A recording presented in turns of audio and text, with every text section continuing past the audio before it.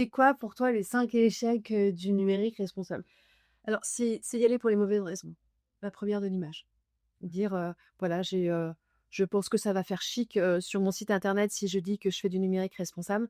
Là, aujourd'hui, ces démarches-là, elles ne trouvent plus écho parce que tout le monde aussi est plus mature sur ces sujets et quand on le fait pour des raisons d'image, ça se voit tout de suite et ça marche pas.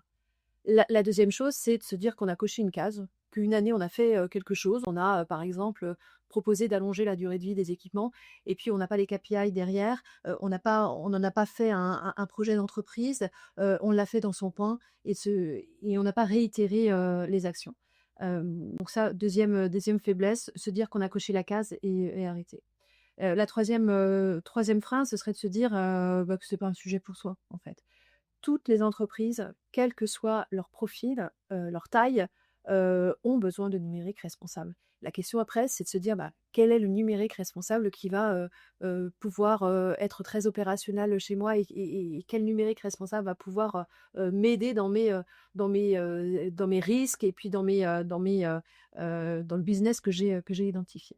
4e élément, ce serait de le voir comme une contrainte. Voilà, quand on le voit comme une contrainte et ben, on ne crée pas une synergie, on ne crée pas, une énergie qui est utile sur ces sujets-là qui sont complexes, qui sont globaux. Faut pas le voir comme une contrainte, mais plutôt, comme je le disais tout à l'heure, comme un vrai levier de robustesse.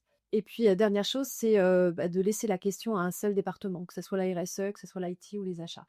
Il faut vraiment une collaboration, même si elle est inédite et ben, il faut l'inventer.